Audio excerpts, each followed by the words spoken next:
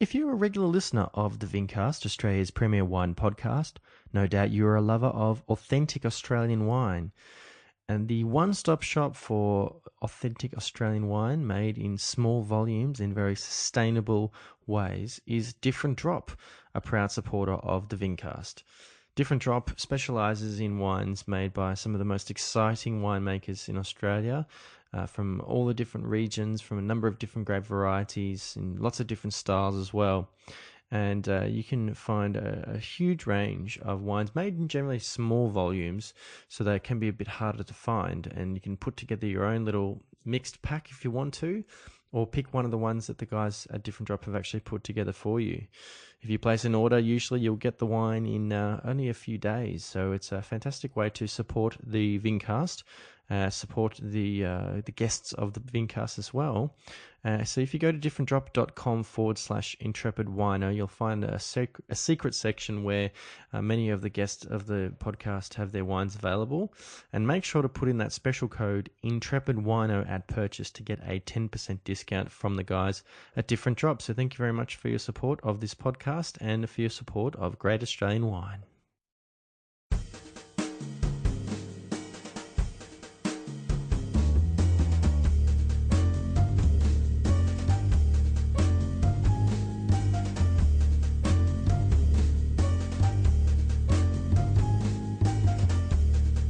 On episode 79 of the Vincast, I talk with Gilles Lapalus, French-born winemaker extraordinaire and the guy behind Maidenii Vermouth.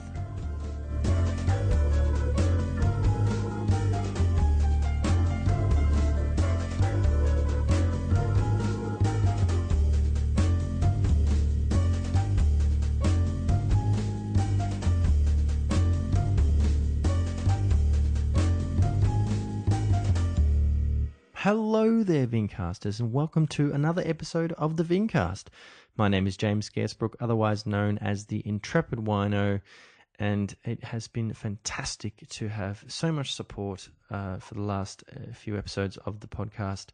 It's been great to get lots of really good feedback, but particularly it's thanks to you, the listeners, and of course all of those fantastic guests that I've had, that the podcast actually managed to get to the number one spot, or at least the most recent episode got to the number one spot on the iTunes charts under the food category for Australia.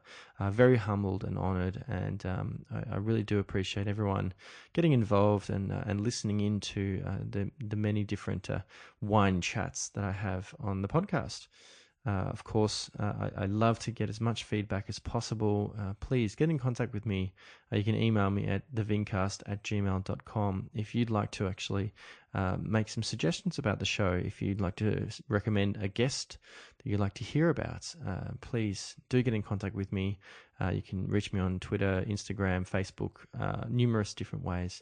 And please do head to the YouTube channel as well, so you can see some videos of me opening up some bottles, often of former guests of the podcast, and just talking about the wine itself and discussing what I like about it. So head to the Intrepid Wino channel on YouTube, but of course everything is on the intrepidwino.com website.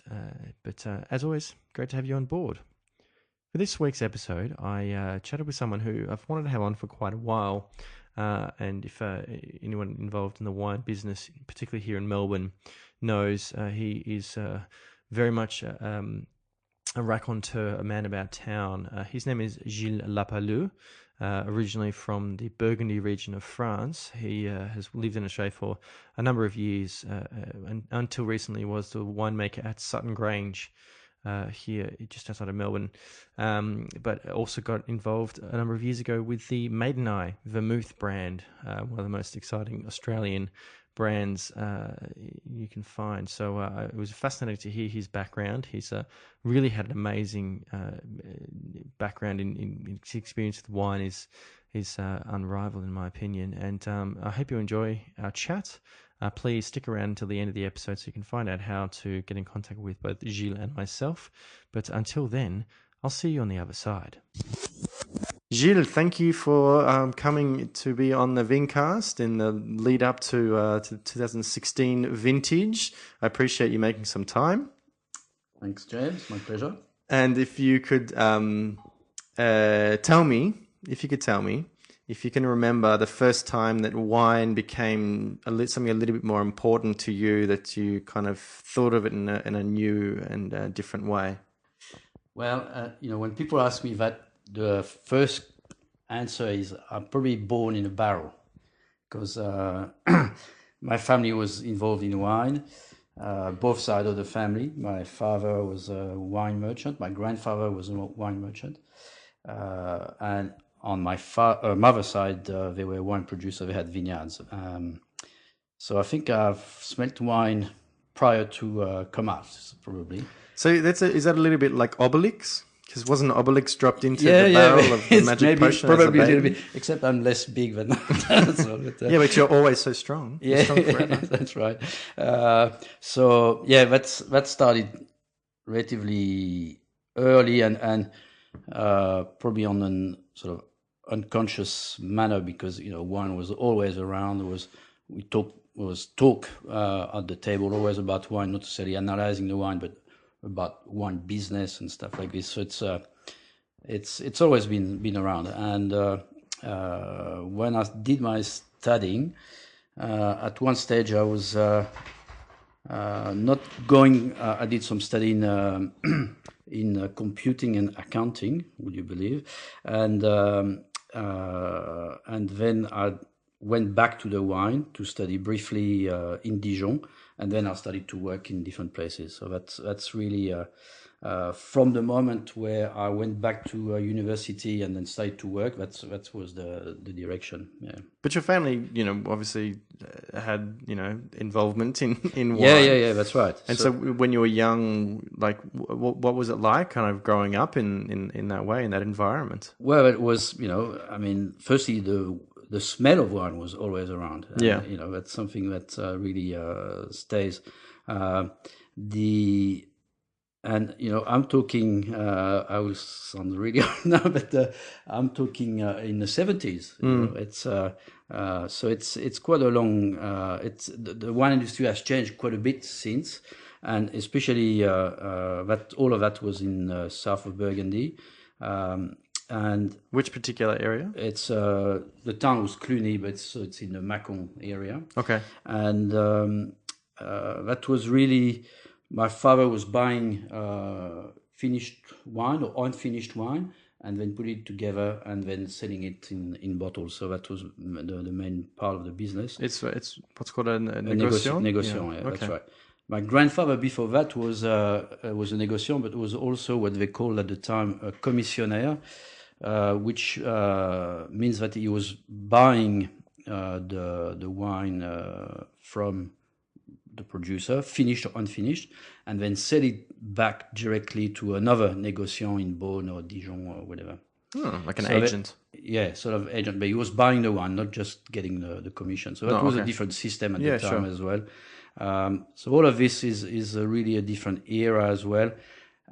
In Burgundy, it's probably not the most glorious time in the 70s because the wine was the vineyard was certainly not at the level it is now at the moment, and there was still a few producers making some really interesting wine, but there was a lot of really average wine, and sometimes not necessarily all from Burgundy as well. Oh, really? So that's the period, the late 60s, 70s, where it was sort of probably a bit difficult for Burgundy. A lot more cooperative wineries? Well, the Mâcon area is very big in cooperative because that's and still now there's some of the biggest cooperative in appellation contrôlée, and all the Mâcon village was still run by cooperative very much. Yeah. And the cooperative then will not so much bottle their wine as they do now, but they were selling the bulk wine to wine merchants who were then exporting or blending, etc. So doing a really mass production of wine. Were you at all involved in the business when you were younger? Oh yeah. That was my holiday pocket money, very much. I bottled a lot of wines from the age of 10 or 12. So it was putting the capsule or the cork on the bottle or the cap. Yeah, sort of. It was very much it was a family business, so quite, fairly small. And I was certainly either with my father's business or with my uncle in the vineyard. So going there during vintage time, got fond memory of tasting the fresh Presley juice. And Did he own vineyards, or did he yeah, work they own in vineyards? vineyard. They produce the grapes, and they produce their own wine, and they were selling mostly at the time bulk wine, but they were selling as well. They were bottling some wines as well. Yeah. So that's And when did your kind of wine education start? How old were you? Well, it was after at university level, because up before that I was really studying on the sort of general education, and I was going to study engineering, and that sort of changed, and so that's the real interest in wine came like around my 20s, more or less. Yeah. Okay. So what led you to studying computing and stuff like that? Just it was a good excuse to go to Paris, I guess. You wanted to get away? Yeah. No, it was part of the business as well. My father just was hoping for me to continue the business, and was getting more sort of business education as well. And so that was the idea. Oh, I mean, yeah. So what about when you were young? Were you doing much drinking?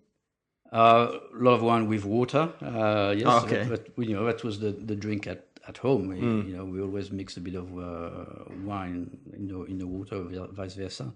There was always the odd bottle coming for the special occasions and all of this, and what we were very keen to try.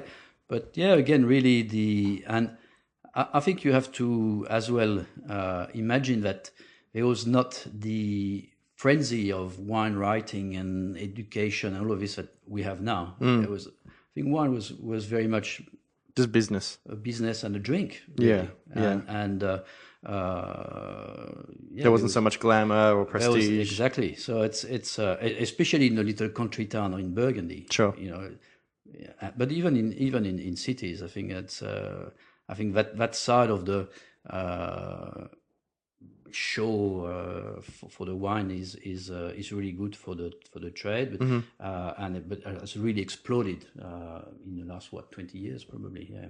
Did you feel that you had the opportunity to explore a little bit more, like when you were living in Paris? Did you kind of start to eat more different stuff? Culturally, that wasn't because I was a poor student, so it's not so much about eating out and Michelin and stuff like that. Yeah, but you have to remember there that was just the beginning of the first burgers in Paris, so suddenly it was very exotic and it was cheap. So no, that's not the formative year there. It really starts after when I did my studying in Dijon at the university. So suddenly I was in a group of people where we exchange a lot, and that was start really exploring. And there was a lot of that program in at the university had a lot of different nationality. It was American, Greek, so it was really a good time, really, and as well it was in the mid 80s. So that's the sort of renewal of the vineyard in Burgundy as well. It coincides to that sort of slowly people became more and more interested in the vineyard, and you could still in the 80s everybody was using herbicide, and high yield, and a lot of still commercial. A lot of cow manure and sure. the yield, etc. So that was that period that was slowly or was starting to change. Yeah, that's for sure. So what was it that actually brought you back to kind of want to work in wine and to study wine? Meeting people, basically. That's you meet the right people. It's sort of it gives you it's sort of it's people that sort of inspire you, and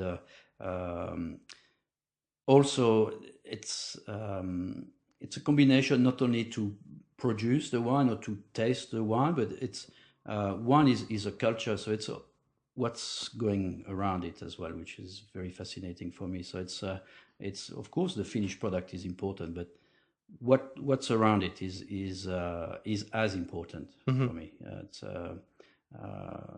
Because when you make wine, you start by studying geography, studying history. Then you very quickly have to study agronomy, geology. And suddenly, it's all the fields, and then there's a bit of the chemistry, and then there's like the barrel making. It's fascinating, and then you go on the market. You have to study all these things as well. Sure. That's what's really for me the interesting part in this profession, and it's really sometimes you can't be jack of all trade. You have to be sort of focused on what you want to do as Sure. well. So yeah. And did you have the opportunity to study all those different kind of areas whilst you were in Dijon? No, in Dijon was purely was a quick course, just giving the basic of enology. So it was really chemist focus, and there were different aspects in terms of all this aspect. It was quite quick points. That's all.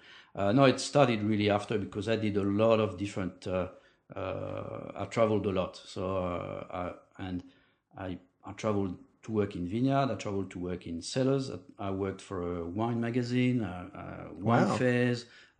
So I've touched a lot of these.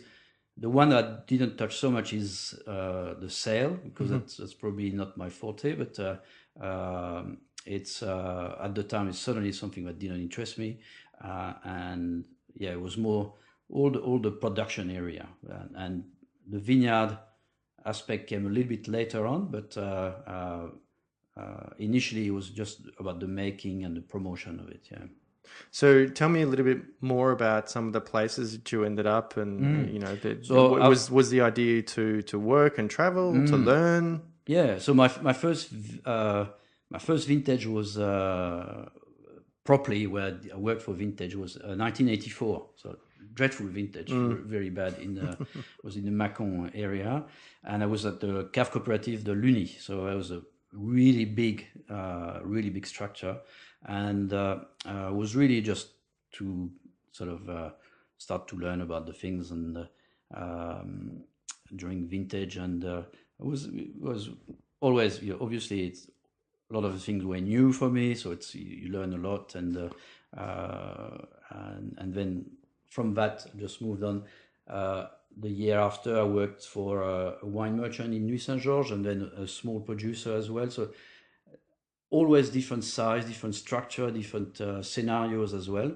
And 80. So then I worked back with my father as well in a business for a little while. And then 87, that's when I came to Australia for the first time. Wow. So I did a vintage here. It was funny because when I arrived in Sydney. I did a few days at Rosemount with Philip Shaw. Was this in the Hunter Valley? In the Hunter Valley. Okay. Yeah. So it was just I had a job lined up at Burgundy in Bendigo, but the vintage hasn't started. So waiting for that, I went to Rosemount for a few days, then came down. I worked in Rotterglen at a place called Montprior. It was quite a funny setup there as well. And then Balgony started, so I did the whole vintage with Balgony. And then I went to the Yarra Valley at Yarraburn with David Fife. Then I worked for a month at François. No. In Tourac Road. In the restaurant. And that was like 2 years old, 3 years old, And, sure. Early days. Yeah. So I worked there for a month. And then during all this traveling, I met an English guy. He's from a wine merchant family, and we got on well. I had my car. I had a Holden Kingswood HK 180. So we traveled from Melbourne to Adelaide and basically visited, I think, almost not all, but not far from a lot of vineyard between Melbourne and Adelaide. So sure. he had his address. I had my addresses, and it was a month-long trip where we explored all the Western Victoria, and then South Australia, Coonawarra and up Barossa, on the coast, Clare, etc. Yeah, far out. So it was a great trip. I did some writing with that. We're gonna have some tasting back in France, etc. So that was a really sort of a way for me, a good way to explore the wine, and certainly gave me a really wide view of wine as well. Can you remember what it was that brought you to Australia? Like what was To interesting go as far to as possible from my family, I suppose. Yeah. Well, New Zealand's possibly a little bit Yeah, further. yeah, that's right. But New Zealand didn't produce that much wine at the time. Sure, of course. But, Cloudy Bay had only just started. And Australia was. It's always as well. Again, meeting people. I met someone who came here at just a year before me, and he introduced me to Stuart at Burgundy, and that's the way it goes. And it's also, I mean, it's 87. There was just the beginning of all this exchange between Europe and Australia. I think. Yeah. So that's a little bit, the Australians were starting to travel more that's right. in Europe to visit, wineries. The contact, Stuart was probably, Stuart Anderson, he was doing vintages in France and in Bordeaux in the late 70s. So, that's really slowly how that started, this exchange like this. And I stayed 6 months in Australia. It was really good experience. Met my partner, so it was very good experience. Yeah, so I went back to France, did a vintage in Saint-Julien at Château Lagrange, and that was again a really different structure, and it was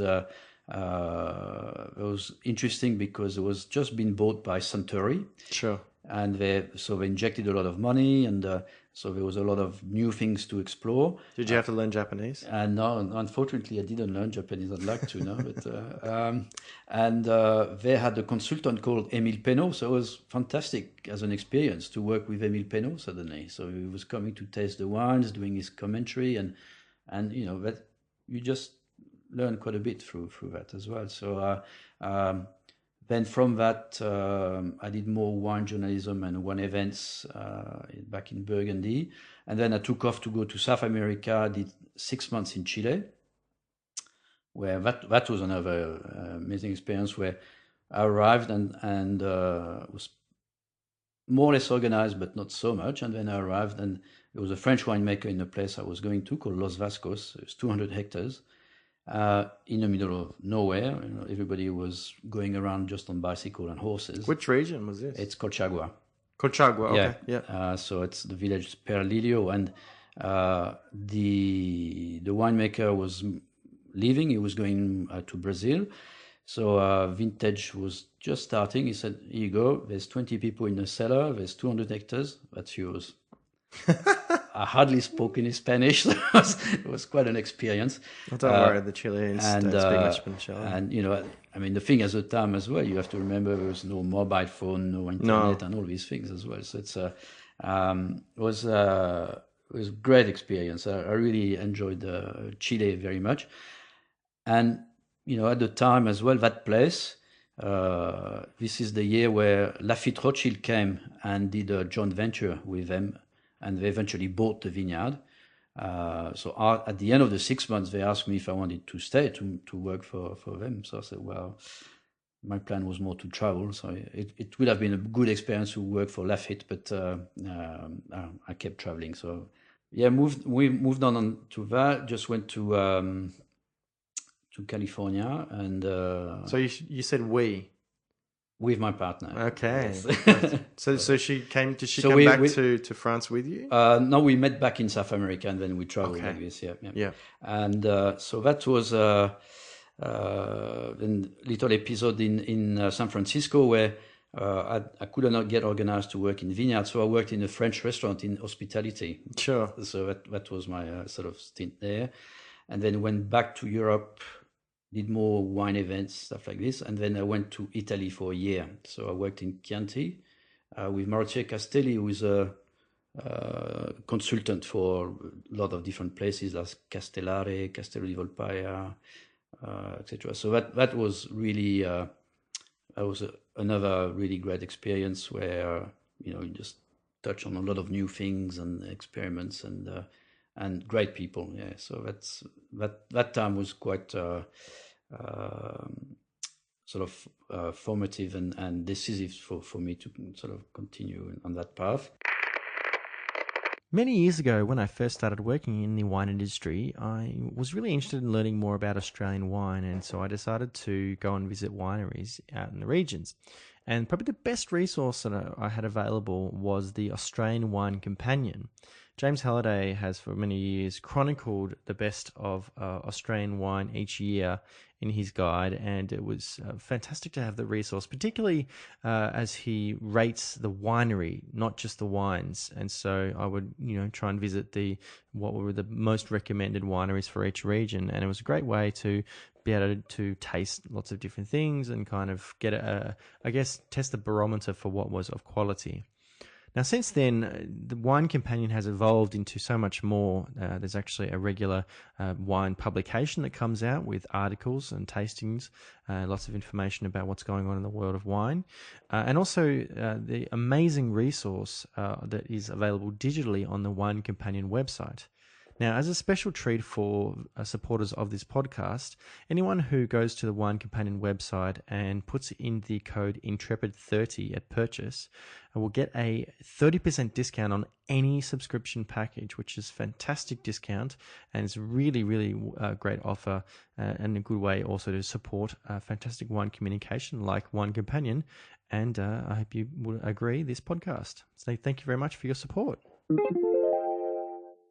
I'll just stop you. In terms of the journalism you were doing and the sort of the wine events, I'm interested to kind of find out, back in the late 80s, was journalism and wine communication starting to get a little bit more prominent? And how did it take shape in Europe? I know that's, in the UK and in the United States, that was growing quite quickly. In Australia, Len Evans, James Halliday were starting to have a lot more importance. But what about in Europe? How did journalism kind of take form? Well, there was, the mid 80s is the rise of Parker. Sure. So that sort of point system, that sort of way of judging wine, and what I was doing was more reporting on talking about Chilean wine or Australian wine was very exotic at the time. Okay. And what I was doing also is I was writing about the regions, the people, the setup, etc. It was for a very technical magazine called Revue d'Onologie. Okay. So it was like the traveling page, and what I was doing as well is sending samples and then organizing tasting back in France for. It was mostly technicians and people in the trade. Really. In the industry. Yeah. Okay, so, not for consumers. And I remember, everybody sort of was like, "Oh yeah, it's far away and it's the new world," and a lot of people were really, gobsmacked with the quality of the wine. I was bringing back. There was some Grange, but there was a lot of Montmary, Balgony, all these wines at the time. People just couldn't believe it. And at the time, it was interesting because it was the 80s. The wine that probably sort of, fixed more the people was more the South Australian style with like Grange, thing like this, like big jammy, because that's something that nobody was really doing. No. Then. So it's. And it was something that Robert Parker was responding to. Exactly. So that was, the beginning where people get impressed by this type of wine. But still I think, was a big eye-opener because, as you know, in France, nobody wants to drink international wine. We're just basically drinking French wine. I don't even drink Italian wine in France very much. Well, Barolo is still hard in Paris, I think. So it's except for natural wine, maybe. Yes, yeah. in a few places. But it's still quite confidential. Very small. So that was really interesting to bring this new perspective and the idea that the terroir and this idea of places is not only in Europe as well, and bringing the idea that there's vines that are 150 years old in South Australia, people couldn't really had no idea about this sort of thing. So that was that little moment, and the wine events were really as well really trade focus wine event or technical as well, things like this. So, but it gave me again, contact with Pierre Gallet, with Müller-Spat, with all these people. I mean, it's been all these names that are sort of foundation of what we know more or less now. Is I've met all these people. So it was quite interesting to work in this field at the time. And 1 year in Italy, and then I was offered a position in Mâcon to run a small domain. So I stayed there for about 2 years and a half. And then I started to, I was moving a lot, and I was keep moving in another direction where I wanted to extend what I sort of knew to other field. And I met Jacques Puiset, who is a French enologist that's from that generation of Émile Pénaud, etc. And he developed a concept called Institut Français du Goût. So that was a taste school where we were sort of developing tools to educate young children, so children that are around 10 years old, to discover the five senses and discover how you use the five senses through food, not wine, obviously, but through tasting. And so that program, I was involved early on in that program, and we developed that program in the French school system. And it grew quite a bit. And for about 5 years, I was involved in that, in basically training teachers or running events to implement this program in French schools. So there's like a 10-week program that the kids had, and they could explore through the five senses all the tasting. We're doing some cooking things as well, or talking about terroirs, all these things. So that program was very successful, was funded by the government and some big companies like Danone, etc. So there was some backup as well for serious research as well in that regards as well. Was there a particular goal in mind for this program? Was it about, health and nutrition? Was it about... Well, it came, it's that's actually what is at the source of slow food. Sure. And again, it comes at the time where, the fast food was just exploding everywhere. And there was so much money going into advertising and marketing. And you could see that, especially in a city, in the big cities, that that was what kids will only know. It's like fast food. So it was a little bit reactionary, but also not only a reactionary. It was really a way to promote, what the heritage, the tradition that we have, and go further than that as well. Is how you can study science, physiology, all these geography, etc. through all these items. So it was really well received by the education, by the teachers, by the media as well, and the media as well. And there was some, that's more or less at the time where there's a big event in France called La Semaine du Goût. It's a week of taste. So that there's a lot of events for that. Some were sponsored by the sugar show or by the milk industry show, but it's, at some stage you need some funding, and the message is not necessarily consume more sugar. It's just learn how to smell or to taste, etc. So that was really as well a widening experience. And whilst I was doing that, I was still doing vintage every year with different people. And also it'd be in Burgundy at Roumier, or a friend in Côte Chalonnaise or in Beaujolais, etc. So I still kept one foot in the wine industry, and then most of my work was doing that. And then from that, I developed an agency where we're doing with some friends in the Loire Valley, and we were consulting different food company, wine or chocolate or whatever, about tasting and all of this education of taste. So that's that was again still linked to the wine, but another side of the wine industry. What brought you back to wine completely? So after, just doing vintage was sort of becoming, and a little bit like I'm still doing here. I was still doing like little project myself, little bits and pieces here, and an old vineyard that was not picked because the machine couldn't go there. So I went to pick it and then made some special wine. And so that this side really interests me a lot always. And I thought, well, the education bit is good, but I like to make. I like to make things. So it's I decided in it was 2000 just to go back straight full time to wine. So I was looking at working in the south of France and exploring different, mostly in Provence.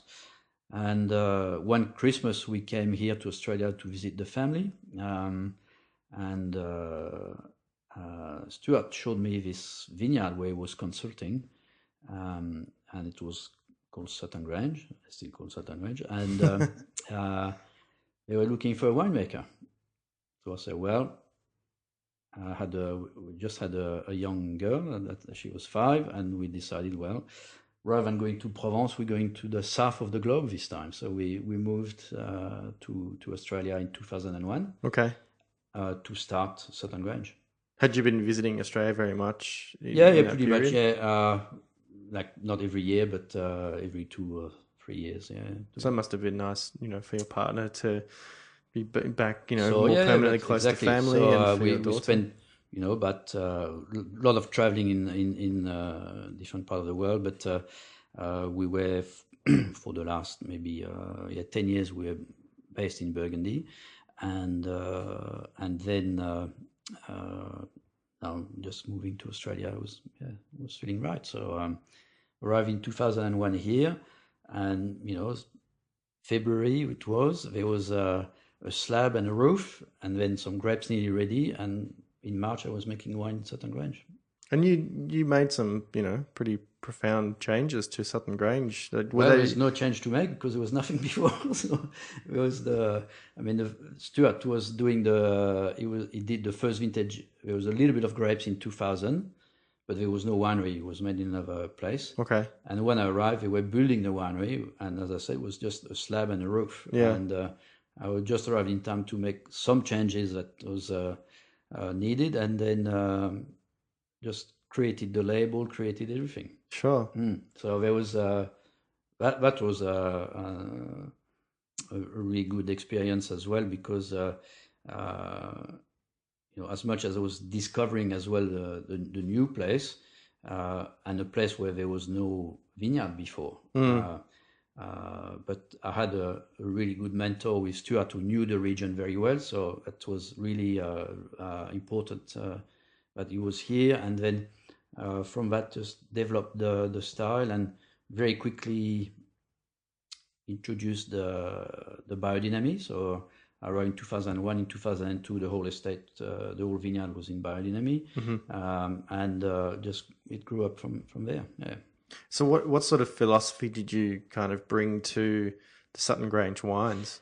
Well, through all the traveling and all the interest that I had in the wine industry, the wine that always really for me were talking the most, and they were all coming from organic or biodynamic vineyards. So and I'm really interested in botany and gardening and things like this. And when you see this vineyard, they just respire of they just breathe health.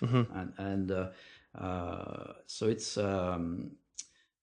this health you see not only on the vineyard, but you see it in the resulting product as well, in the wine. So it's that was always, this side was always attracting me. And again, 2000 was really the beginning of biodynamic even in Europe. I think the Leflevres started in the 90s, late 90s. It was just a few people just really starting a little bit like this, and there was not so much talked about.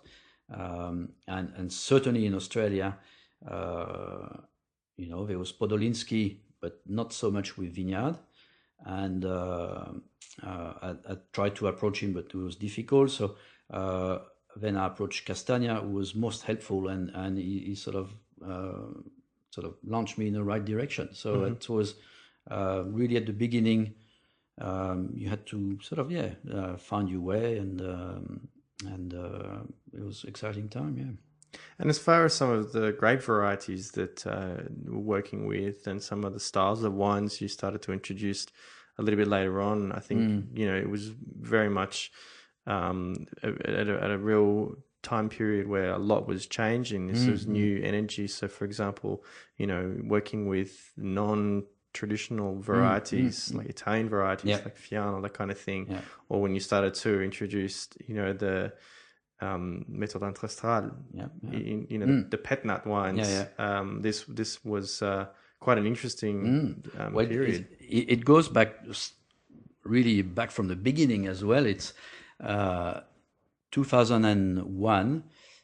So there was a small crop. I can't remember exactly how much we made, but there was Syrah and Cabernet, and that's it. There was no Viognier yet, and there was no, the Merlot was just starting, and no Italian varieties. So when I saw that there was only 2 reds, I thought, well, it's quite warm here in summer. We need something to drink in summer. So straight away I made the rosé, and the rosé I knew was the rosé from Provence. So 2001 I made this pale rosé, dry, savory, in barrel. I can tell you a lot of people at the beginning is, what are you doing? Why are you doing this? And people still thought of rosé like Matus. Yes, or the sweet style from South Australia. Yeah, like Charles Melton. That's right, sort of pinkish and with a lot of sugar, and so that was the one of the first things that I introduced there, and then. Slowly it sort of built up, and I think now there's a good trend towards this style of wine.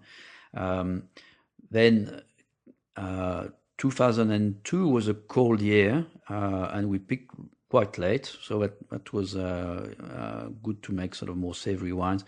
But then came 2003, and I think this is the year where everything changed, because everyone got caught in Australia, but also in Europe, more so probably. And that was the beginning of the drought, really. Yeah, as exactly. Well. So suddenly, we 2003 we had some really strong wine, really powerful wine, and high in alcohol, and that's not really what I wanted to make. So that's where the reflection starts, where maybe we should plant something that will mature a bit later, that will have better acidity, and given my experience in Italy, Sangiovese was immediately on the list. So we and also that coincided with a time where, again, meeting people like Mario Marson, he was bringing some new clones, so etc. So all these things combined together was just perfect timing. So we planted the first Sangiovese in 2002, and then directly after 2003 really expanded that, and then that was when we started to explore the whites. And I wanted to plant Vermentino initially, and I looked at Fiano, which I discovered when I was in Italy at Valgiano, tasting wine from Bruno de Concillis, and I thought, ooh, that's a very interesting variety. So I always kept that in mind.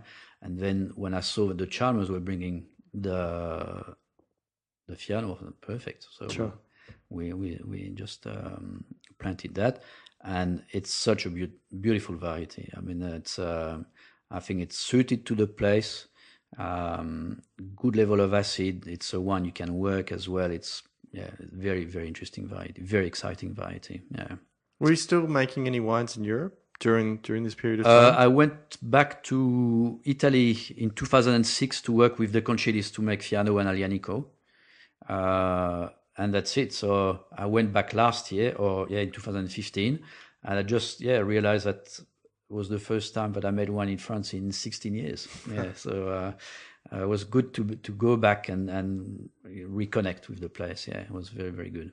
Now, obviously, you're not just a lover of wine. You're a lover of different other forms of alcoholic beverages. Where did the Maidenii story start from for you? So it's the vermouth starts from that curiosity that I have with, as I said before, when I always explore little things, little plots that are here and back in Burgundy I was making walnut wine or late harvest Chardonnay or things like this, and when I was at Sutton Grange every year I would make some little batch as well, like a floor rosé, like the ice wine Viognier, like the pet nat, etc. So all these little experiments every year just to try. And I'm a good friend with Vernon Chalker at the Gin Palace, and he asked me, would you like to make a gin? I said, well, gin, it's a distillation. That's not, I don't have the equipment. It's not my thing. I make wine, but I could do something based on wine. And immediately that's vermouth that come up to mind. So, and prior he asked me that, I was starting to macerate, in fact, some leaves that I was picking and then macerating in spirits, and just to try different things to preserve some smells I liked, and so that gave me the idea to push that with the vermouth, and then Vernon introduced me to Sean Byrne, who was at the time the manager of the Gin Palace, who was also trying little things on his side as well, and we had a big session of trying all the vermouth available here, and then we had another big session where we experiment with a lot of different plants, and that was the beginning of Maidenii. So what's the process of making vermouth? There's not one, because everybody has its sort of way and recipes, and vermouth is a wine which is aromatized with botanicals and fortified with spirit. So at what point does it stop being wine, as far as like it goes through a complete fermentation? Again, it depends. Okay. We probably one of the rare, I think, or maybe alone as well, to add no sugar. So we fortify the wine during fermentation. It's a lot more complicated to do that, but all the big companies, it's easier. You make the base wine and then you add sugar and then you add the spirits and the botanicals. So it's a process that you can reproduce more easily than more control than what we're doing. And also with my background and my idea of wine as well, for me the wine base was always very important. So the provenance of the grapes is very important, and then obviously in the winemaking is interfered as minimum as possible, adding as minimum as possible. So also I think we are one of the rare vermouth where maybe a part of, if we put the Barocchinato in that group, but to be single estate, to have vermouth with no sulfur or no filtration or filtration is not true. We have filtration, but no fining and no addition of all sorts of things. And so we approach vermouth like a wine, basically, like a something that's really coming from a sense of place, and because of that sense of place, that's how the particularity of bringing native plants from Australia just naturally followed on, because there's no other vermouth produced with native botanical anywhere in the world. So like from Australia, I mean, so it's suddenly it gives, not on top of the wine, it gives the origin of that drink. So it's that was the strong point we developed, and also then certainly developing a fresher style, not oxidized wine, sort of leftover. So it's really working on freshness, fresh in all the botanicals as much as we can. We pick them fresh as well. So it's a new way to approach vermouth. I think it's completely different to all the vermouth on the market, and that's the that's where we want it to be. And in the same way that there's been this big change in terms of wine, of course, in the market as well. I think it probably must be exciting to see that there's this big change in the market for cocktails and spirits and this kind of thing. Exactly. And to encourage more producers in Australia to be producing. Absolutely. When you see the boom in the gin production at the moment, and when we started the Vermouth in 2011, late 11. So first commercialization was January 12. There was no other Vermouth here, and then very quickly there was another one in Sydney, and then 2 others started as well. So it's very very encouraging. Now there's plenty of other people exploring. So it's I think it's exciting time, and also it is a wine. So it's there's an approach that can be quite similar to the approach of a fine wine as well. So, And you've got other little projects now. You left Sutton Grange last year, which gave you the opportunity to, I'm sure, go and work the vintage in France. That's right. Yeah. But definitely the Maidenii. Maidenii, I say Maidenii. Yeah. Some people say Maidenii. Is very available, particularly in Melbourne, and I definitely recommend seeking out a bottle, whether it's in your favorite bar or if it's in a good independent wine and spirit shop. Yep. But I just wanted to say thank you very much, Gilles, for coming and chatting with me today. It's been very, very interesting to hear a bit more about your background. As far as people finding out more about the Vermouth and following on social media, do you have the website? So the Maidenii is on Facebook, on Twitter, on Instagram. We've got a website with quite a lot of information on that as well. And there'll be other little projects popping up as well. Very exciting. So definitely follow those accounts and follow Gilles if you can, and you'll find out all about them as they become 100% confirmed. Absolutely. Thank you again. Thank you, James. And thanks, as always, for listening to another episode of the Vincast. I have been James Gasbrook, otherwise known as the Intrepid Wino. You can follow myself on social media. On Twitter and Instagram, I am at Intrepid Wino. And on Twitter, you can also follow the podcast at the Vincast. If you go to facebook.com/Intrepid Wino, you'll find the Facebook page where I put lots of links and photos and stuff like that. And you can follow the Intrepid Wino story on YouTube by going to the Intrepid Wino YouTube channel, where, of course, I put all of my tasting videos, including upcoming a video tasting one of the Maidenii Vermouths. Subscribe to the channel, like a few videos, make a few comments. I'd love to hear from you. Of course, I'd love for you to subscribe to the podcast on any of the various platforms which you can actually subscribe and download episodes, including iTunes and Podcasts app on your iPhone. And if you do subscribe, you get the newest episode as soon as it becomes available. And it's also a great way to interact because you can leave a rating and a review, which is great feedback for potential listeners, potential guests, and of course myself.